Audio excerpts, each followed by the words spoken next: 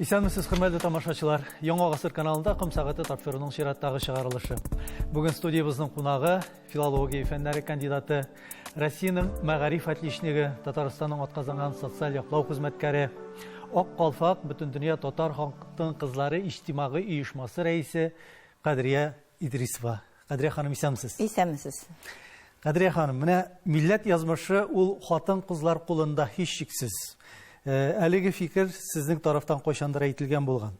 Бит татар халкында шундый тагын бер гыйбарә әйтимдә бар, ир дилбегәсе ирләр кулында диләр. Менә сезнең өчен милләт язмышы һәм ил язмышы ул бер төшенчәме, әллә берникадәр аның аермалы яклары бармы? Ил төшенчәсе, милләт төшенчәсе, мин аны нәкъ шул төшенчә, бер үк төшенчә дип уйлыйм. Чөнки менә әйттегез бит, ир ат кулында. Ул иратны да хатын-кыз тәрбияли бит. Иратны бит хатын-кыз ничек тәрбияли? Ират шулай булып тәрбияләнә. Менә бүген көндә без әгәр дә кай вакытта зарланып алабыз бит, ләкин бөтен кеше зарлана дип белмим. Ирләр йомшарды, хәзер ирләр бетте хәзер дигән сүзләр. Мин аның белән бик килешәлмим үзем. Ирне ир итүчедә, шир итүчедә хатын-кыз диләр, беренчедән.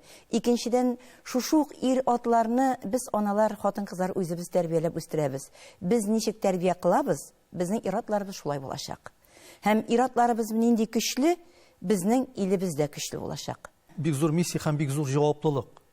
Аның менә шулай икәнлеген безнең барлык гүзәл затларыбызда аңлап бетерә дип уйлыйсызмы?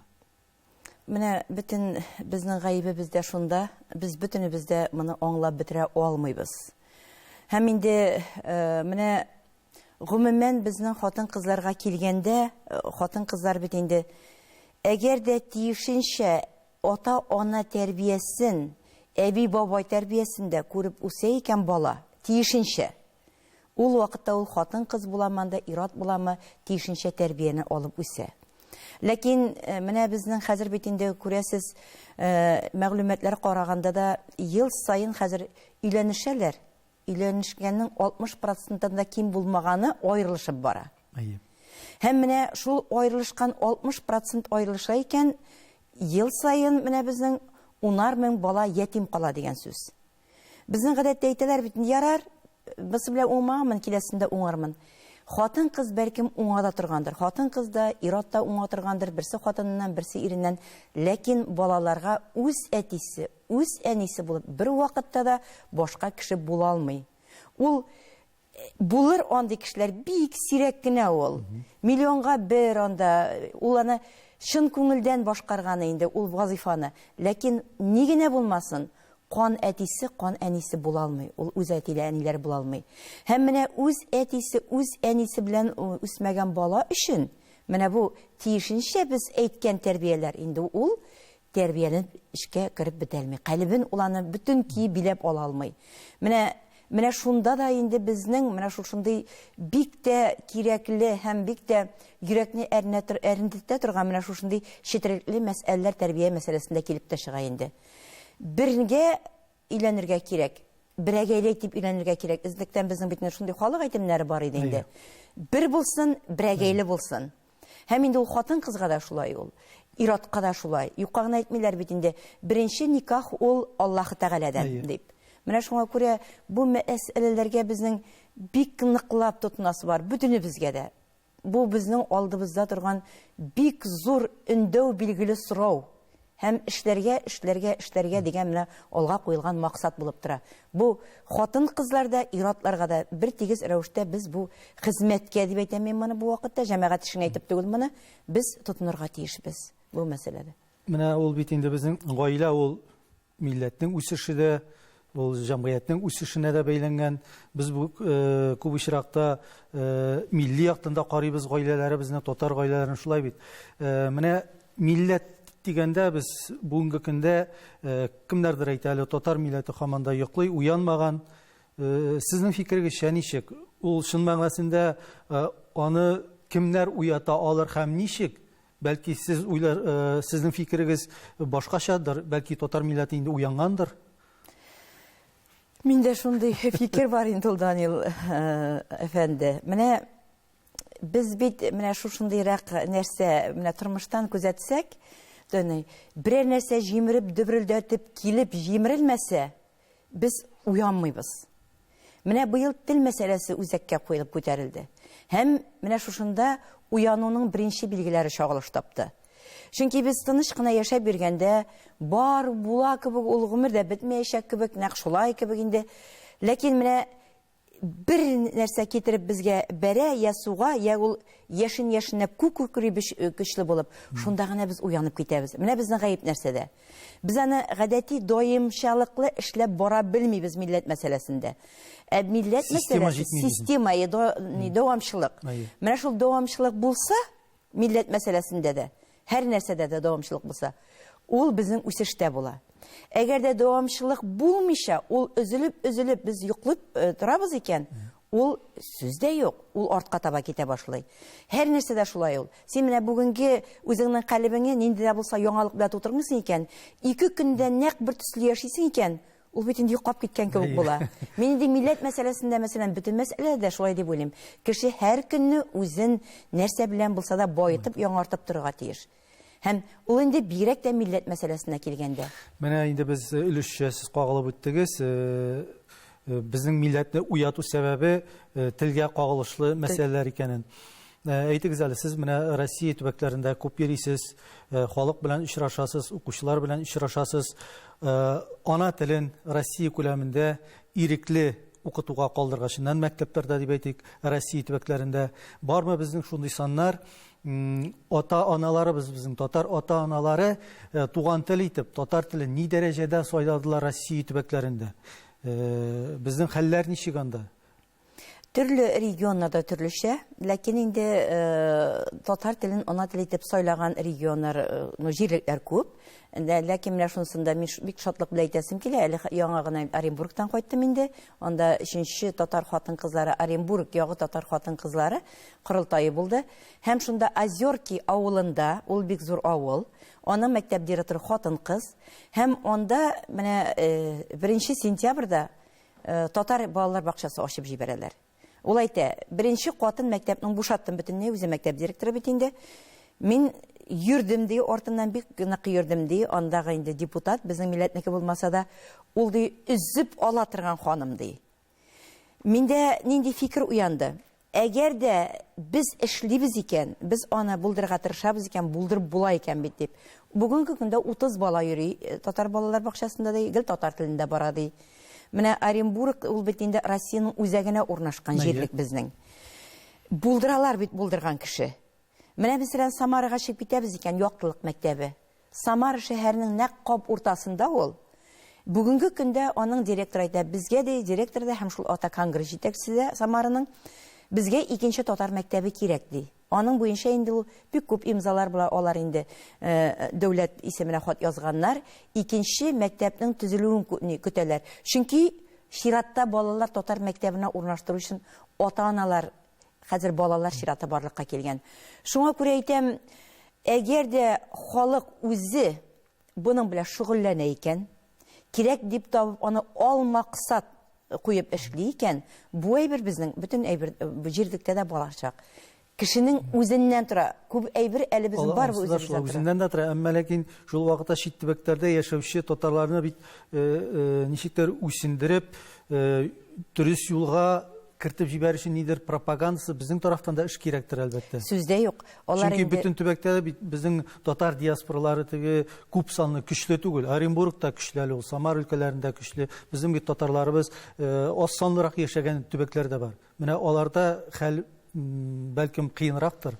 Осанракларда әз яшәгән, бик күп яшәсә дә, бик татарлыгы булмаган татарлар да бик күп хәзер. Ни өчен мин бу әйберне әйтәм? Чөнки катнаш никахлар бик күп. Катнаш никахларның күп булуы ул күп вакытта татарлар хисабына бармый. Аның яшәеше, милләт үзенчәлегенә килгәндә. Әле менә үзебезнең Татарстаныбызда гына да ел саен өйләнешүчләрнең әле статистик мәгълүматлар буенча бу 30%-тан да ким булмаганы безнең катнаш никахлар. Һәм менә шушы катнаш никахларда барыбер әгәр дә хатын-кыз башка милләттән була икән, барыбер безнең бу гаилә безнең башка милләт гаиләсе белән кушылган гаилә була. Ягъни сез әйткәнчә, милләт төшенчәсен барбер хатын-кыз алып бара. Хатын-кыз алып бара. Чөнки хатын-кыз алып бармас иде. Менә хәзер дә карагыз. 3 яшькә хәтле бала декрет ялында бәби алып кайтканнан соң бала белән утыра. Ир кеше бит ул эштә. Аның кайта хәлдән алып, барып тайып ул эштән кайта. Хатын-кыз бит көне буе хатын-кыз. Баланың теле ачылган вакытта хатын-кыз аның белән көне-төне бала белән. Әнинең балага йогынтысы бик зур. Ул тел буенчамы, ул моң буенчамы, киенү буенчамы? Әни сөте белән. Әни ана сөте белән кирмәгән тана сөте белән кирмидиләр. Менә шуңа күрә менә бу очракта да хатын-кызлар гомумән бик зур вазифа йөкләнгән безнең хатын-кызларга. Бик зур Аллаһ Тәгалә тарафыннан ук бик зур вазифа йөкләнгән. Ул бала тәрбияләүче һәм менә бу шушы гаиләнең учагын саклаучы, гаилә җылысын саклаучы, чөнки хатын-кыздан тора инде бар гаилә җылысын. Һәм ирне тәрбия кылучы да хатын-кыз инде. Әгәр дә ир кеше менә җитәкче ирләр бар, мондый җитәкче булмаган гади эштәшләр, бөтенесе алар иратлар. Бөтенесе аларның үз вазифалары бар. Гаилә йөген тартучы иратлар. Аларны киендереп, матур итеп чыгарып җибәрүче дә хатын-кыз, һәм шул вакытта тәмләү шатучы да хатын-кыз. Әгәр дә бу җылылык булмый икән, ир кешенең билгеләне өйгә кайтасы да килмәскә мөмкин. Әле шуның өчен кычкырып та торса, ачланып та торса.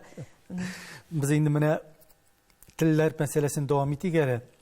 Туган телләрне ирекле укытуга калдыргачыннан, Мәскәү инде ничектер эткә сөягә ыргыткан кебек, туган телләрне үстерү һәм саклау буенча фонд оештырдык. Шулай бит инде.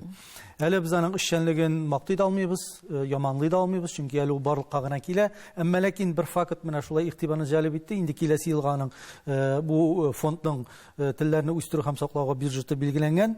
85 төбәк Россиядә бар. Киләсе елга 88 миллион сум акча каралган. Менә бу хәергә дип әйтик, телләрне ничек итеп үстерергә һәм сакларга.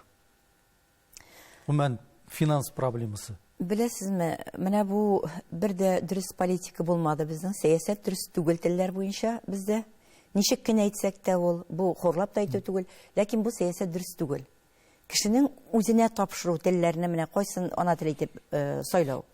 Бүгенге көндә бит татар телен ана теле генә түгел, менә татар телен башка милләт балалары да Татарстанда яши икән, өйрәнәсе килгән милләт балалары җитәрлек ул. Менә без бит күп очрашабыз инде. Хатын-кызлар белән дә, балалар, укучы балалар белән дә, ул урыс милләтеннәнме, башка чуаш милләтеннәнме, Марида милләтеннәнме, аларның Татарстанда яшәгән икән, мәсәлән, күбесенең бүген көндә татар телен өйрәнәсе килә. Күп балаларын шулай. Чөнки алар аңлыйлар, тел беләсең икән бу телне. Син инде төрки телләрне күбесен беләсең. Менә шуңа күрә балада кызыксыну бар. Чөнки балалар, яшьләр, алар безгә караганда күбрәк тә шөгыльләнәләр. Менә тел формасында әле безнең сорда ул инглиз теле әзрәк керә башлады, немец теле керә башлады, хәзер бит алай түгел. Һәм алар моны бик аңлыйлар. Һәм сорауны да ул кабыргасы белән куялар. Ә бит телне өйрәнергә шулай итеп килеп куй, сәясәт шулай итеп китереп куйды. Ул татары булса гына туган телем, менә шушы телне мин сайлыйм дип язала. Бит башка милләт ул ничек? Менә шушындый сәясәт ул. Тегеле әйтсәң дә ул ирек бирми, булай әйтсәң дә ирек бирми. Ирекләрен шикләде ул. Ирекләрен шикләде. Сайлау мөмкинлекләре шикләде. Сайлау мөмкинлеге шикләнде. Чөнки аны әти-әнисе әйтергә мөмкин, бала берсенә берсе әйтергә мөмкин. Ник син башка милләттән бит ничек туган телем ул дип сайлыйсың? Менә бит ничек сәясәт, ничек итеп бурып китереп, ничектер, менә бик кызганыч. Һәр халыкның үзенең гореф-гадәте, юллары, эшләре булган. Менә тормыш барбер алга бара, цивилизация, аларның кайберләре инде чын мәгънәсендә ихтияҗ булмау сәбәпле юкка чыгып бара, төшүп кала. Мәсәлән, мин үземдә хәтерлим, минем яшәгән Шиле авылында, Арча районында элек-электән көянтә ясадылар. Йон ырлытырган орчык ясый торганнар иде. Бүгенге көндә инде кызлар көянтә белән су ташымыйлар, йон эрләмиләр. Ул көянтә хәзер орчыклар инде музейда гына мөгаен күрерлек булыр киләчәктә. Шулай итеп, менә аның чүп калганнары да күпме. Менә сезнең фикерегезчә, безнең гореф-гадәт юлларның татар халкын гомергә тоткан һәм гомергә узатып бара торганнарын кайсылары сакланырга тиеш бигрәк тә, һәм кайсыларын без кире кайтара алдык бүгенге тормышыбызга? Менә гореф гадәтләр иң беренче башлык әле менә әйткән бит инде безнең Ризаэттин Фәхриттән дә баланы тәрбияли башларга кирәк туу белән дигән. Мин хәзер әйтәм, аны курыкмыйча да әйтәм. Баланы туу белән балага тәрбия башлана. Кыз үзенә яр буларак егет сайлаганда, егет үзенә яр буларак, үзенә хатын буларак кыз сайлаганда. Чөнки син башка милләт халкына өйләнеп, кияүгә чыгып син милләт баласы тәрбияли алмыйсың. Ни кадәр тырышсаң да. Менә шуңа хәзер инде безнең хәзерге заман белән Ризаэттин Фәхриттиннәр заманы инде бөтенләй башка заман. Ул вакытта безнең үз милләтен катнаш никахлар булмаган. Хәзер бу тәгълимәттә безнең үзгәрә. Менә баланың тәрбиясе кашан башлана, шул вакыттан ук башлана. Һәм хәзерге вакытта менә шушы гореф гадәтләрне иң беренче карыйк. Исем кушу. Бала бер көндә исемсез булмаска тиеш. Бала әни, без инде шундый тәгълиматны алып барабыз инде. Әни хастаханәдә табабыз, шул вакытта ук балага исем белән дәшә башларга тиеш. Бер генә көндә иясез бала булырга тиеш түгел дип, торырга тиеш түгел дип. Аннан соң балага исем озаннатып кушу булды. Икенчесе гакыйка корбаны. Ягъни балага туганнан соң шалына торган корбан. Бер бала, малай кешегә ул 2 сарык, кыз кешегә ул 1 сарык дибез. Аннан соң малайларның шешен алу.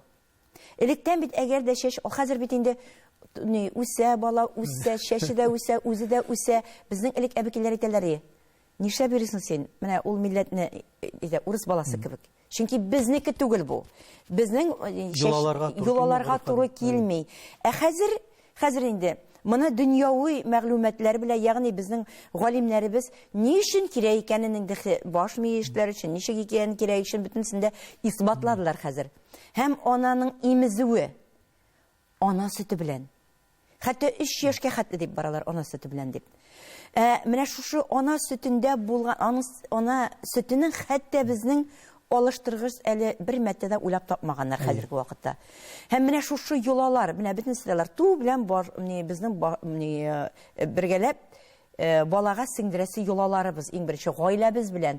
Аннан китә бишек җырлары. Бишек җырында бит ул әс сүзләрдән булган бишек җыры. Ул әллә нинди сүзләрдән булмаган. Балакаем, балам, вагалмам, кояшым, син алтыным, син минем бәхетлем, син минем күз нурым, син минем йомшагым, син минем аппагым. Гел мактау сүзләре генә, гел матурлык сүзләре генә. Һәм ул баланың калбенә сиңеп барган ул. Һәм исемендә нишен мәгънәлегенә исем кушабыз. Мәгънәле исем баланы байыткан. Мин һәр вакыт әйтәм, мин Кадрия, әниемәтимә бик рәхмәтле, Кадрия ия. Һәм татарча, шын татарча исем кушканнар, һәм шушы сыйфатлар ул миндә килгәндер, Аллага шөкер, мин бу сыйфатларны туеп яшим үзем. Менә бу йолаларны бүгенге көндә безнең милләтебез дип әйтик, безнең гаиләләребез, яшь гаиләләребез, алар ни дәрәҗәдә беләләр? Бармы безнең шундый күрсәткечләребез? Беләме алар аны? Белмиме? Ни дәрәҗәдә безнең бүгенге медицина, традицион медицина дип әйтәбез инде, үзебезнең менә шушы электән булган йолаларга якынайды? Бик якынай, менә мин нәрсә өчен сөенәм. Электән менә без бәбиләр алып кайткан вакытта медицина, традицион медицина аерым bir юнәлеш буенча. Мин 2 параллельдә дип әйтәм инде аларны барадыр. Безнең үзебезнең гореф гадәтләр, йолалар бер параллель буенча баралар. Менә алар параллель 2 сызык булып баралар иде. Менә шушы эш белән шөгыльләнә башлагач, медицина өлкәсенә дә күп мөрәҗәгать итәргә туры килә бит инде. Гинекологлар белән күп сөйләшергә, анда барырга туры килә, карарга, күрергә, һәм анда менә шундый әйбер бар хәзер. Ул менә шушы 2 параллель якынаялар. Беренчедән, ана сөте белән имезүне алар бик нык яшьләрдән таләп итәләр аларда. Һәм туу белән баланы электән алып китәләр иде. Анага бит синең малаең бар, синең кызың бар диләр дә алып чыгып китәләр. 24 сәгать ничә кашан бирәләр, шунда гына бирәләр. Хәзер иң беренче тудыру белән ананың күкрәгенә салып куялар. Чөнки киндек канын кискәнче. Чынлап та бит бала менә шушы организмда, менә шушы ана карынында бит 9 ай йөргән ул. 9 ай йөргән. Аны шундук алып китеп чынлап та кисәк кенә айыру. Бу бит инде стресс, психологик тайпылышка бер киртә уңай сыйфат булып тора. Стресс кичерә бала. Шуңа күрә карын менә өскә баланың киндек бауын кискәнче шунда салып куялар. Бала шунда тыныч кына ята. Чынлап та әнисенең йөрәк тибешен, чөнки һәр бала менә баланы имезрә китерәләр бит әле, бала белә башлагачында. Бала шит аналарны күбесе имми аның. Аны каян таный микән диләр. Беренчедән ул истән, икенчедән ул бит инде йөрәк тибешен тыңлап ята. Менә ничә ай җан кергәчтендә бала әнисенең йөрәк тибеше белән яши. Менә ул аңа музыка кебек тә яңгырый, ул аңа ияләшә, ул йөрәк тибешеннән әнисенең айыра. Йөрәк тибеше төрле кешенең төрлечә. Менә шуңа күрә ул бик кызык әйберләр бар. Менә шуңа күрә без аны яшьләргә аңлатырга тырышабыз. Яшьләр кабул итә. Бик яхшы кабул итә яшьләр. Ләкин моны ата-аналар колагына әйтәсем килә, әби-бабакайлар колагына әйтәсем килә. Кечкенәдән балаларны менә шушы тәрбия белән үстерергә кирәк. Менә сез әйттегез бит, ике параллель буенча барды дип, берсе безнең гореф-гадәтләр буенча, берсе традицион юл, медицина дип әйтик бу очракта име. Менә алар якыная башлады, әле бүгенге көндә эчтәлек белән форманың теге туры килмәү чагышмавы шулай бит күзәтелә. Мәсәлән, без борынгы исемнәргә кайттык балаларга. Әмирханнар да бар, Тимирханнар да бар. Алар урамда бер-берсенә эндәшә, әтиянисе Тимирхан һәм китә урысча сөйләшеп, Әмирхан китә урысча сөйләшеп. Милли киемнәребезгә шулай ук асылыбызга дини киемнәргә кайта башладык. Әмма ләкин бар тайпылышлар гарәп стилендә киенү. Ягъни безнең ничектер менә бер форманы ала башлагачында ничектер арттырып җибәрәбезме, әллә белеп бетермибезме? Менә шул якта нидер аңлатышлар җитмиме безнең? Менә бик куркыныч әйбер бар. Миңа һәр вакыт сорау бирәләр. Сез дингә ничек карыйсыз дип. Мин аңа бик уңай карыйм. Ләкин сакланып карыйм. Ни өчен сакланып карыйм? Менә безнең бик тә мәгълүматлы, дини тәгълиматлы, ул элек-электән үк моны үзенең калбенә сеңдереп килгән, гореф-гадәтләребезне дә, динне дә, андый кешеләребез бар, әйме, андый бик уңай. Әгәр дә андый кешеләр, менә Җәлил хәзрәт белән без бик якын элемтәдә булып эшлибез, бу хатын-кызлар белән эшләгәндә дә, рәхмәт аңарга. Һәм бар безнең әле менә 1-2 ел укып ала да ул диннән бик ерак кеше була. Рәхмәт билгеле, ул дингә кайтуына рәхмәт, аның шушы тәгълиматларны алырсы килгәндә, ләкин алар бик нык арттырып җибәрә. Алай булырга тиеш түгел, булай булырга тиеш түгел. Хатын-кызлар да шулай, ир-атлар да шулай. Мәчеткә барып керәсең, дөрес ятмадың, дөрес түгел синең, юк булай булмый. Шул кадәр итеп алар менә кырт кисеп, ул теге яктан бу як ярга тиз генә сикермәкче булалар.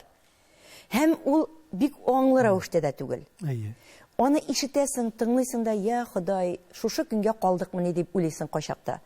Менә мин шундыйлардан куркам. Фанатикларча бирелгән кешедән. Ул әле аңлап бетереп тә түгел, фанатларча ул бирелә, һәм фанатларча юл белән кирип китә, һәм бик куркыныч яшьләрендә фанатларча ул шушы юнәлешенчә алып кирип китә. Гармонын чыгарып ыргыт, уйнама, җырлама, сүрәткә төшмә, тегесе, бусы. Без бит шушы дөньяда яшибез. Без менә шушы ислам дини кануннары белән яшәүче милләтнең татарлары, без гарәп тә түгел, без төрек тә түгел, без үзбәк тә түгел, без казак та түгел, без бит татарлар. Безнең диндә үзебезнең гореф-гадәтләребез бар. Үзебезнең гореф-гадәтләр, диндә үзебезнең гореф-гадәтләр, үзебезнеке бар безнең бөтен яктан да. Аны инде камилләштереп безнең бабыкайлар, әбекәйләр юкка гына эшләп калдырмаганнар. Без менә шул тәгълиматларга таянып, һәр вакыт аларны күздә тотып, истә тотып, ул шулда яшәүчеләрнең үзенең аерым гореф-гадәтләре. Безнең үзебезнең аерым гореф-гадәтләр. Безнең бит әгәр дә хатын-кызны, мисал өчен хатын-кызны бирәк тә әйтәм, хатын-кызлар колагына. Яратып та бетермиләр шулай дип әйткәч, ләкин әйтмичә дә булмый. Танып булмыйларны. Алар татармы алар? Гарәп хатын-кызларымы алар? Казак хатын-кызларымы алар? Бит башка милләтне алай түгел. Танып була бит. Безнекеләрне танып булмый. Әле алар үзләре урысча да сөйләшәләр, инде сөйләшәләр, ничек кенә булмасын, татарга хас булмаган әйберләр дә аларда бар. Менә шуңа күрә мин әйтер идем, безнең бик матур, гаҗәеп тә матур, сирәк очрый торган, башка милләтләрдә булмаган күтәртмә якалы. Менә гарәп киемнәре, кайткан киемнәре, төрек киемнәрен без алабыз, күлмәкләрне. Ләкин аларның менә мондагы безнең нокталар ябылмаган, моннан бит киемнәре. Шуны без яулык белән каплагач кына аны каплап куялабыз. Муеннар капланды дибез. Бит татарның ул элек-электән киткән күтәртмә якка. Менә күтәртмә якка безнең менә каплап тора бөтен җиребезне. Безгә кирәкме яулык белән буып кую. Һәм безнең күтәрелгән, капланган ул копланасы бөтен нәрсә копланган. Һәм инде безнең яулыкны матур итеп менә Ак яулыклы әбиләр дип элек-электән килгән. Безнең әбиләр бит инде, ак әбиләр. Менә очрыйсың әбиләрне. Олар арасыннан артыннан ияреп китәсе килә бит. Оларга озак итеп карап торасың. Һәм аларның йөзләрендә шул кадәр нур чәчеп, мулаим булып торалар. Әбиләр дигәндән менә Кадрия ханым, безнең буын әле ул әбиләр белән үсте. Менә мин хәзерге буынны карыйм, инде безнең әбиләребез дә бит хәзер бик яшәрде. Кайберәүләр 40 яшьләрдә инде оныклары булып, әби булып куялар. Алар үзләрен әле әби итеп хис итмиләр. Алар тормыш алып баралар, тормыш куалар. Безнең балалар хәзер күбесенчә әби бабай тәрбиясеннән читләштеләр кебек. Шулай түгелме? Менә шул читләштеләр, шул анда гаип инде әби бабайларда да бар, гаип яшьләрдә дә бар. Яшьләрнең кайберсе сезнең бу әйберләрегез нәрсәгә кирәк дип караучылар да бар. Чөнки безгә киләләр бит инде менә бала аныкны бик тәрбиясе килә дә Кадрия Рәисовна бит мөмкинлек бирмиләр. Яшьләрнең үз алар коры хәзер икенче дип. Ләкин ул яшьләрне үстерүчеләр без бит. Әгәр дә син үзеңнең гореф-гадәтләрең белән үстерәсең икән, сиңа бит инде балага. Менә шуңа күрә моны да тәрбияләүче үзебез бит. Әгәр дә үзебез гореф-гадәтләре белән балабызны, кызыбызны я улыбызны тәрбияләгәнбез икән, безгә уңайлы булачак. Оныкларны, ләкин оныкларга кирәк әби бабай тәрбиясе дә. Чөнки ата-ана менә һәрберебез эше сәгате минут эшкә барырга кирәк, чабулыйбыз, җитешәлмибез, тигезенә җитешергә кирәк. Хәзер тормыш бит булгаурак, рәхәт тормыш хәзер, ләкин булгаурак. Менә шул вакытта әби бабай да монда була икән. Алар белән бергә уртаклашабыз икән. Бала күпмедер вакыт әби бабай белән аралаша икән. Бу бөтенләй икенче. Балага йомшаклык китерә ул. Әти белән әни китәле моннан, эшкә соңга калам синең аркада дип, әби үзенең ничектер тавышын күтәреп балага эндәшә башлый икән. Баланың бит инде аның күңеле пияла. Шул вакытта сыйыныр урын эзли башлый. Сыйыныр урын менә шунысы куркыныч ул. Ул әгәр дә бездә әби бабасы да булмаса икән, ул бит сыйыныр урын бар таба. Улар читтән таба. Ким сыйындыра аны? Ансы билгесез. Менә инде без берникадәр катнашчы каһар турында фикерләшеп алдык. Милләтнең бит ул киләчәге, татар милләтен бу очракта күз алдында тотканда, аның бит санына да бәйле. Безнең балаларның күплегенә бәйле, туган телне белүенә бәйле. Менә без бүген шактый гына статистика бар микән, юк микән, бәлки сездә бардыр. Безнең буйдак егетләребез авыл җирләрендә, кияүгә чыкмаган ялгыз яшәүче кызларыбыз, алар бит бүген иртәгә тормыш курмасалар, бу бит милләтнең балалары кими дигән сүз. Шулай бит инде, гаиләләр аз туа дигән сүз. Бармы сездә берәр статистика? Менә безнең һич югы Татарстан буенча күп малар бездә һәм бүгенге көндә инде без яучылар мәктәбен торгызабыз бит инде бүгенге көндә. Һәм аларның эшчәнлеге ни дәрәҗәдә, алар ярдәм итә алалармы менә шушы проблеманы хәл итәргә? Бу бик зур проблема. Һәр хәлдә безне бүгенге көндәге иң зур проблемаларның берсе ялгыз калучылар. Алар беләбез генә түгел, алар бик күп, гаҗәеп күп. Һәр район саен хәтта 1000нән артыклары бар. Һәр район саен. Әле ул бу ничә яшьтән ничә яшькә? Бу 30 яшьтән 55 яшькә кадәр. Без инде башкаларны алып та тормыйбыз. Бу әле гаилә кыра алырлык шырны алдык без. Бөтен регионнарга хәбәр итеп, Татарстанга без моның белән 3 ел элек эшли башладык. Ул бик нык куркыныч саннар чыга. Аны әйткәннән соң хакимият башлыклары шыммысың бу дип борылып карыйлар. Әле алар да белми. Белмиләр. Чөнки менә безнең хатын-кызлар оешмасы бу санны мин үземә инде бик кызыксынып, кызлар мәйтәм, моңа тотынмасак, безнең бит инде хөкүмәтнең вакыты юк, дәүләт эшлекләренең башка эш белән йөгерәләр, кемдер тотынырга тиешме, кемдер моны күзәтергә тиеш. Үзебез ныклап эшли алмасак та, без инде бу мәсьәләдә шаң суарга тиеш. Бу саннарны күрсәтеп җиткерергә тиеш дип без моңа тотынган идек.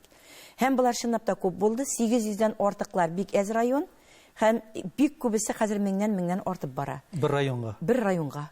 Бик куркыныч саннар. Регионнарда тагы да күбрәк ул. Регионнарда кая авылы белән ничә. Мин моны вакытта эшләгән вакытта бер авылда үземне башлап җибәргән, бер авылда ул егетләрне, өйләнмәгән егетләрне җыйган идек тә мәдәният сараена. җыйдыкта инде алар көлешеп утыралар инде, алар тәрбиясез, тәртипсезләр дә, арасында төрлесе бар. Алар бик эшчән егетләр дә бар арасында. Менә ул вакыты җиткәндә ул өйләнми калган инде. Вакыт узгач. Вакыты узгач инде ул хәзер кыз сайлап бирергә, каядыр кыз күзләп бирергә, аның теләге дә юк, кирәк милә кебек аңа ул. Ләкин ул кирәк. Менә без бүгенге көндә республика буенча безнең 26 картлар һәм инвалидлар йорты бар. 26.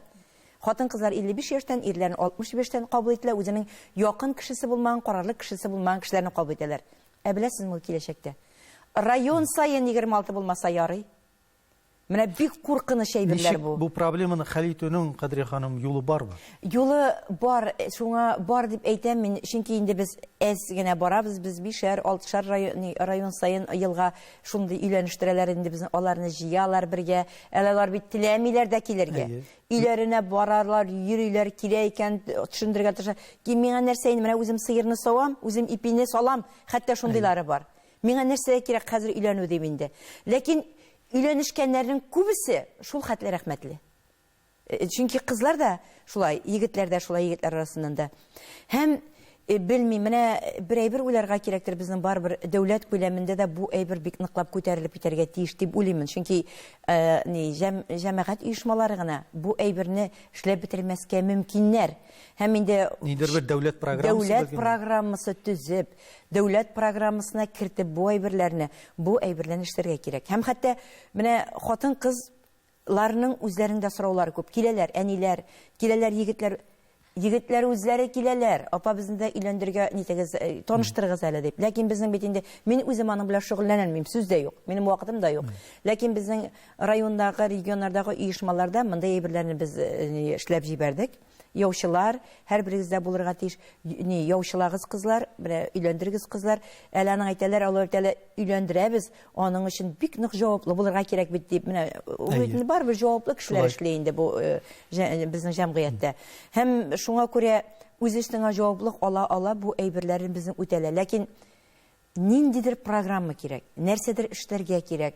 Статистик мәгълүматлар бик аяныч һәм бик нык куркыныч бу нидә безнең юнәлештә. Менә инде без әңгәмә барышында Кадри ханым берничә тапкыр телгә алынды. Ак калфак җәмгыяте, ул бөтен дөнья татар хатын-кызларның иҗтимагый оешмасы, шулай бит инде 92 узган гасырның 92нче елларында бу Россиядагы иң булгавыр чорларда барлыкка килгән оешма, иҗтимагый оешма булгачыннан без инде аны күз алдына китерәбез. Ул дәүләт тарафыннан финансламый, бары тик иҗтимагый оешма, нидер инициативалы кешеләрнең максатын куеп эшләү нәтиҗәсендә тора торган оешма дип күз алдыбыз инде. Ничек яши ул оешма бүгенге көндә? Нинди чыганаклар хисабына? Чөнки дөньясы шундый кичкенә генә бер кичә оештырам дисәң дә, бары финанс чыгымнары кирәк. Ничек хәлдән чыгасыз? Безнең Ак калфак оешмасы бөтен дөнья татар конгрессы карамагында, ягъни без аларның бер юнәлеше булып торабыз. Һәм инде билгеле менә безнең штат каралган аңа, минем дә штат бар, һәм мин үзем янында быел менә тагын бер штат бирелде безгә, бер кызыбыз эшли минем янда. Безнең менә регионнарда һәм районнарда безнең бер 708 оешма бар, филиал бар. Дөнья буенча. Бу алар инде бөтенесе дә безнең үз хисабына. Менә бу җәмгыятьне үз хисабына алып баручы, тартып баручы ханымнар дип әйтәсем килә инде. Чөнки бит инде кешенең яшәеше ике юнәлештә бара. Минем фикеремчә монысы. Монысы шәхси үзеңнең тормышың. Икенчесе җәмгыятькә хезмәт итү, менә җәмгыять тормышы, җәмәгать эшлеклесе булу. Бу гомумән икенче җәмәгать эшлекләре алар сирәк. Чөнки кеше язмышы белән, милләт язмышы белән янып яшәүче алар сирәк. Шәхси тормыш белән яшәүчеләр алар күп. Шул менә җәмәгать тормышы, җәмгыять тормышы белән яшәүчеләргә, ул юнәлештә дә эшләүчеләргә бүгенге көндә авыр. Без инде күбрәк бу юнәлештә, мәсәлән, меценатларны табарга тырышабыз. Шулай бит инде элек безнең татар байлары булган дибез. Алар үзләренең мәдрәсәләрен, мәктәпләрен ачкан. Андый күренеш инде бүген дә кайта башлады. Кемнәрдер заманында бик активлашып мәчетләр салдырдылар. Хәзер инде бәлки мәгариф юнәлешенә дә йөз тотарлар. Сезнең бер кызыклы шундый бер фикергез истә калган. Акчалы кешеләр күп, байлар аз дип. Бу сез аңа нинди мәгънә салдыгыз? Мин шундый мәгънә салдым бу бергә. Менә хәзерге заманда элеккегә караганда акчалы кешеләр күбрәк. Хәзер безнең инде гади телдә әйткәндә чиреп байганнар күбрәк. Ләкин алар менә шушы акчага нәрсә эшләргә белмиләр. Алар инде әллә нинди клубларда шушы акчаны бер төндә, мен хәтта минем ишеткәнем дә бар. Менә бер төндә 1,5 миллион акча калдырып чыктым. Аларны мактанып сөйли. Ләкин бит ул кирәкле менә милләт эше өчен түгел. Бу акчалы кешеләр күп хәзер, ләкин шын байлар әз димим бу очракта. Чөнки әгәр дә алар шын бай булса, алар күңел байлыгы булыр яларда. Милләт язмышын хәл итү өчен алар нәрсәләрдә буш эшләрләр. Менә без буны әйтәбез, шундый элитаны мәктәп булсын иде, татар мәктәбе дип. Казанда, үзебезнең менә башкалабызда менә ул безнең зур күрсәткеч булыр. Элиталы мәктәп булса, шуннан да кызлар менә үзенә кирәкле киләчәктә хатын-кыз менә бөтен тәрбиясен бирерлек кызлар тәрбияләнсә анда, менә Аитов мәктәпләрдә мин әйтмим, үткәнгә без кире кайтык дип. Ләкин алардан кирәклеләрен алып, үзебезнең бөтен хатын-кызның калибен тәрбияләрлек, бөтен ул шигү, тигү эшләренә дә ул башлы да булсын, аңлы да булсын, билемле дә булсын, ул бөтен яктан уңышлы балалар тәрбияләү өчен мәктәп салдырган кеше булсын иде. Һәм менә электән бит менә Хусайния мәдрәсәләре. Соң бит үзебезнең Татарстаннан күчеп киткән Хусайновлар бит инде булар. 3 бер туганнар. Һәм гаҗәеп күп кырлы эш эшләнәләр. Ул бит юлга чыкканда ашарга үзенә өендә пешертеп алып чыгып киткән. Ул акчаны кызганган үзенең ашавына тотырга, өеннән алып чыгып киткән ашарга. Ләкин менә мәдрәсәләр, мәчетләр салдырга, ул нинди генә мәктәпләр салдырмаган, кая гына эшләтмәгән буларны. Бәлки ул без акчалы кешеләрне кызыктыра белмибезме, Кадрия ханым? Ничек дөрес юлга минемчә аларның безнең әлегә милләт темасына аң дәрәҗәсе үсеп җитмәгән. Без аны җәмгыять әле аңа өлгермәгән. Өлгермәгән. Менә аң дәрәҗәсе үсеп җитеп, бу югарлыкка җитмәгән дип уйлыйм. Әле капитал туплау процессы бар. Капитал туплыйлар, бер вакыт инде ул капитал юкка чыгачак бит инде ул. Бер кемгә дә кирәк. Без инде теге дөньяга китәбез, 2 метрлы җир кирәк безгә. Ул китә. Аның балалары да сугышып тәргә мөмкин, туганнар да ул акчалы җилгә ашарга мөмкин. Хәзер безне бит инде Россия системасына безнең ышанычлы да түгел ул акча саклау мәсьәләсендә күрәсез бит инде. Бер көнне бер төрле үзгәреш, бер көнне бер төрле үзгәреш. Акчаларда да менә ул юкка чыкканчы менә без һәр вакыт кабатлыйбыз, шул бай шулай эшләгән электән дип ак байлар булган. Үзенең акчасын мондай бергә сарыф итмәгән кара байлар булган. Минемчә, хәзер дә ул ак байлар килеп чыгар дип уйлыйм. Алар бәлкем бардыр да без аны. Ләкин бәлкем алар исемнәрен әйтмәгән нәрсәләрдә эшлиләрдер дә. Ләкин менә бүгенге көндә, бүгенге безнең милләтебезне аң ягын үзгәртү өчен андый байларыбыз, андый милләтпәрвәр байларыбыз бик килеп чыгын теләр идем мин.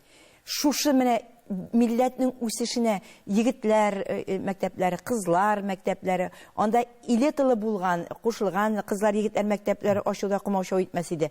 Ләкин алар ачылырга тиеш бүгенге көндә. Милләтнеке буларак ул өйрәнсен. Элекке бит безнең белемле кешеләребез, татар кешесе авылда тәрбияләнеп чыккан кешеләребез дә 5 тел белгәннәр. Латынны да белгән ул, гарәпне дә белгән ул, нинди генә тел, әле французны да белгән бит ул, рус татар телен генә түгел. Шуңа күрә менә мин бик тә көтәм, менә бөтен йөрәгем, җаным, тәнем белән өмет инде ул минем, алар булырлар дип уйлыйм. Амин, шулай булсын. Булырлар дип уйлыйм. Без инде хатын-кызның роле турында берникадәр сөйләштек. Бүгенге көндә җәмгыятьтә хатын-кызның социаль һәм сияси роле. Әйтергә кирәк, бүген менә бизнес-вуменнар, бизнес-ледилар барлыкка килде, тагын ниндидер исемнәр белән без атый башладык. Үзебезнең туташларыбызны, ханымнарыбызны менә шундый зур уңышларга ирешкән. Сез ничек уйлыйсыз? Бүген ни дәрәҗәдә безнең менә Россия масштабында дип әйтикме, хатын-кызның җәмгыятьтәге баскычын, ролен күрәсез? Хатын-кызның җәмгыятьтә роле, безнең хатын-кызлар бик тырыш. Гомумән хатын-кызлар турында әйтәм, ул башка милләттән булдымы, хатын-кызлар тырыш безнең. Бик нык тырыш хатын-кызларыбыз бар. Ул җилкәсенә бик күп бер алып, тартып, ул йөкне тиешенчә башкарып чыга торган хатын-кызларыбыз бар. Ләкин безнең система, мәсәлән, мин карап утырам, үзебезнең дәүләт менә думасында үзебезне карыймын. Мисал өчен безнең депутатларыбызны карыймын. Менә депутатларыбыз арасында да без очрашабыз бит инде, рәхмәт, без хатын-кызлар бик дус яшибез, депутат хатын-кызлар белән дә. Ләкин мин бер нәрсәгә сагаеп карыйм. Безнең дәүләт депутатлары, хатын-кызлары арасында да рәхәтләнеп, татарча белеп, татарча сөйләшә торган, татарча горыф-гадәтләрне тулысынча саклап яши торган шундый хатын-кызларыбыз юк әлегә. Менә бу мине сискәндерә дә, уйландыра да. Һәм инде менә министрлыкларда да, үземә министрлыкта да эшләргә туры килде бит инде. Мин карап йөрим, менә министрлык бит инде ул. Без Татарстан дәүләтендә яшибез. Безнең конституцияда 2 теллелек дәүләт теле дип алына. Ләкин бит менә сөйлибез без. Шулай булырга тиешбез. Сүздә, гаиләдә сакланырга тиеш гаилә. Ләкин гаиләдә сакланган туган тел киләчәктә безгә кирәкме менә шушы дәүләт системасына? Үзең өчен кирәк, гаиләң өчен кирәк. Анысын бик әйбәт аңлыймын. Башкача мөмкин дә түгел. Ләкин карьерада күтәрелгән сайын бала бит карый, яшьләр дә карый. Яшьләр хәзер акыллы, алар бигрәк акыллы. Дәүләт советлары, сессиялар булаймы? Ни өчен без үзебездә булгач, таләп куймыйбыз? Яны күпмедер дәрәҗә татар телендә баруын. Безнең битен туфан абыйларыбыз бар. Ярып салып үз татарча сөйлидер. Кем таганда татар булса да бик сөйләй. Хәзер Разил абый сөйләргә мөмкин, кем сөйли башка? Хәтта менә күпмедер дәрәҗәдә югары кимәлдәге җыелышларны да ник үткәрмәскә татар телендә дә? Бәлкем каршылыклар бардыр, каршылык кайда юк бүген көндә? Каршылык һәрбер безнең кулдан килә торган эшләр. Әле үзебезнең кулдан. Кулдан килә торган. Менә әйтәм бит инде, татар ул бит инде рус милләтеннән булган депутатларга барып, тагын Орынбурның Озерки авылындагы детсадны искә төшерәм әле яңа гына булганансы. Йөргән бит. Шул ук рус милләтендәге депутат әйтә бит инде. Менә мине ди шул шыгырымнан чыгарды, ләкин бары ашырлык дәвам итте ди. Без үзебезнең республикабызда яшәп, үзебезнең президентыбыз бар. Аллага шөкер, исеме дә сакланып калды. Ул да безнең көч-куәтне күрсәтә торган бер дәлилләрдер дип уйлыйм мин. Һәм инде ни өчен бу милләтнең без бит әле күп вакытта хәзер әйтелә, бөтен документлар 2 телдә булырга тиеш дип һәр таләп куела башлады. Ләкин бит менә безнең ул исемнәргә килгәндә дә менә йөреп китәбез Казан шәһәре буйлап кына. Ул авылларга чыгып китсәк тә, ул исемнәр, ул элмә такталар, элмә такларын күпмедер дәрәҗәдә бара. Ләкин бит нинди генә исемнәр белән аталмый ачылган кибетләр, нинди генә исемнәр белән аталмый ул менә шул ачылган нинди генә булса хезмәт күрсәтү учреждениеләр. Хезмәт күрсәтү учреждениеләр. Ул бит нинди генә исем белән аңламый торасың, нинди исем инде тагы булса дип инде. Ул менә һәрбер әйбердә кешенең бу Татарстанда бит дигән әйбер булырга тиеш. Ул бит инде берәүдән рөхсәтсез, безнең җитәкчелектән рөхсәтсез алар аша алмыйлар. Чөнки алар баралар, документ тутырга баралар. Аны ачу өчен алар документсыз, печатьсыз берничектә булдыра алмыйлар. Анда бит утырга тиеш шундый вәкилләр. Скажи мне на русском языке, я не понимаю, дип утырга тиеш түгел. Безнең һаман да шулай дәвам итә бит ул.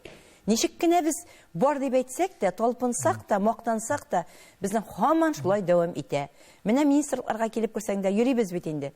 Менә Кадрия ханым, без кайсы гына проблема турында сөйләшә башласак та, барыбер менә шушы тел, милләт һәм үзебезнең яшәешебезгә кайтып калабыз. Менә сез әйтеп киттегез, безнең хатын-кызларыбыз алар максатчан тырыш дип, шуның бер мисалы буларак, мәсәлән, мин шәхсән сезне әйтер идем. Сез гади укытучыдан башлап, балалар бакчасы мөдире, аннан күп еллар Актаныш районы хакимиятендә социаль мәсьәләләр буенча урынбасар, аннан килеп мәдәният министрлыгында эшләр буенча, аннан килеп бүгенге көндә инде менә бөтен дөнья татар конгрессында, ялгышмасам, сез инде 50 яшегездә районнан чыгып киткән кеше. Моның өчен бит сезгә нинди нәрсәгә ышанып сез Казанга шушы яшьтә дип әйтегән дейме? Барбер ул бит инде тормышның шундый нигезләнгән, төпләнгән вакытында менә сез кубарылып Казанга китеп баргансыз. Бу шулай менә безнең хатын-кызыбызның тәвәккәл икәнлеген күрсәтеп торган бер мисал дип әйтәсе килә. Чынлап та шулай булды, Данил әфәнде. Шулай булды, безнең тормышта ул кисәк кенә үзгәреш булды бу. Бу икебез яктан да, ирем Азат да, мин дә бик тәвәккәл булганбыз дип хәзер сөйлибез. Нәрсәгә ышанып, менә шулай тиз генә кубарылып, менә чыгып китәргә.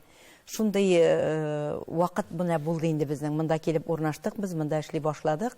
Монда башта балалар белән тордык без. 2 бүлмәле фатирда кичкенә дип Кичкенә дә дип әйтмәс идем, бары балалар белән, оныклар белән бергә яшәдек 2 елдан артык. Оннан соң үй төзеп чыктык инде. Билгеле, безгә ярдәм иткән кешеләр дә булды. Без бик рәхмәтле ул кешеләргә. Һәм шул ук вакытта тәвәккәллек, һәр эштә тәвәккәллек кирәк. Әгәр дә тәвәккәллек булмасаң, син бүгенге көндә куркып ятсаң, нинди эш эшләгәндә дә менә куркып ятсаң, берсен дә эшләп булмый. Менә күз алдына китерәсең аны үткән гомерне. Чынлап та менә ул билгеле бер яшькә җитәсең, үткән гомерләрне барлыйсың. Тәвәккәл кылып башланган эшләр һәр вакытта тиешенчә үтәлеп төгәлләнеп барган менә. Менә әйтегез, сез инде узак еллар җитәкчелек урында эшләгән. Менә район хакимиятендә эшләгән чор белән, менә бүгенге көн чор. Сез тәвәккәллек дисез, име? Тәвәккәллек ул вакытта күбрәк кирәк идеме, хәзер күбрәкме? Тәвәккәл һәр вакытта. Һәр вакыттамы? Тәвәккәллек һәр вакытта кирәк. Әгәр дә һәр вакытта тәвәккәл булмыйсың икән, безнең бит мондай әйбер бар менә җәмгыятьтә. Кем күбрәк эшли, аны тыярга тырышлар күбрәк. Җитәкчелек тарафыннан. Мин аны үзем дә аңлап та бетерәм мин аны. Кайчакта гаҗәпкә дә калам. Бу эш менә без бит инде эшләргә куелган. Эшләргә куелган икән кеше, кая гына булса да ул үз эшен тиешенчә артыграк итеп башкарса, ул җитәкче аны күбрәк мактарга да, хупларга да тиештер дип. Безнең җәмгыятьтә моның киресен күзәтәсең. Безнең җәмгыятьтә ул әйбер әле тиешенчә үз урынына куелмаган. Бу безнең инде кешенең күпме дәрәҗәдә хөслектән дә килә торгандыр дип уйлыйм. Һәм көчсезлектән дә. Көчсез җитәкче кул астында эшлисең икән, көчсез җитәкче бер вакытта да синең артыграк эшләгәнең яратып бетерми. Ул аны күрсәтмәскә тырыша башка җитәкчелек алдында. Ул аны синең эшчәнлегеңне сиздермәскә тырыша. Әле ул сине шуның белән әкрен генә аста үз юлы белән сине бетереп барырга тырыша. Синең коллективыңда да булырга мөмкин. Синең үзеңә әйтеп тә сине нитергә мөмкин, ул сине теге басып башыңа сугып торып, ул тәвәккәллеген сине күнмән бетерергә мөмкин. Ләкин менә бу вакытта да үзеңне көчле итеп калдырырга кирәк дип уйлыйм. Әгәр дә син һәрбер кешенең менә сиңа шулай караган кешеләрне нитәсең икән, сизәсең икән бу яклан, сизәсең, ул сиздерергә аны эшлиләр. Башта сиздермәсә итеп эшләп карыйлар аны, аннан сиздерә башлыйлар аны, аннан соң уйлыйсың инде. Кара әле ни. Һәм син үзең алдыңа куелган максатны, мин моны барыбер максат итеп эшлим, чөнки бу минем милләтемә кирәк. Бу миңа үземә дә кирәк. Нишләп мин мискин рәвештә үз милләтемне кимсетеп, үз милләтемнең бер вәкиле булып кимсенеп яшәргә тиеш дигән әйбердә уяна үзеңдә. Һәм менә шушыны үтәп үзеңә куеп, минем юлым шул дип барасың икән, син инде максатыңа ирешеп, моны эшләп барасың. Һәм синең үз артыңнан да күп кешене ияртә аласың. Әгәр дә синең, мәсәлән, хатын-кызлар белән эшлим бит инде мин, хатын-кызларда, ул районда эшләгәндә үзеңнең бүлекләреңдә синең көчсез икәнеңне сизәләр икән, синең кычкырасың икән син аларга, син аңа җикрәсең икән, син аның шәхесе белән уйныйсың икән, үзең белән бергә эшләгән, синең бүлегеңдә эшләгәннәрне, ул синнән йөз чира башлый. Аллага шөкер, менә Данил, горурланып әйтәләм бүгенге көндә, бүгенге көнем үткән көнем өчен, мактамыйча да әйтәләм, андый әйберләр белән менә үземнән бүлекләрем белән, үземнең хатын-кызлар белән мин кешегә тигез карарга яратам. Минем өчен бүтән кешеләр бер тигез хукуктагы кеше. Чөнки Аллаһ Тәгалә аны кеше дип яраткан икән, ул тигез. Мин аларга тигез карыйм. Кимчелек булган икән, бергә утырып сөйләшәбез. Менә шушы вакытта без син дөрес эшләмисең менә бу вакытта. Әйдә булай эшләп карыйк әле дип әйтәм инде. Җитәкчеләргә дә бу әйберне мин әйтеп карыйм. Әйтәм мин. Сез нишләп менә булай әйтәсез? Менә шушылай бит, менә булай бит дип.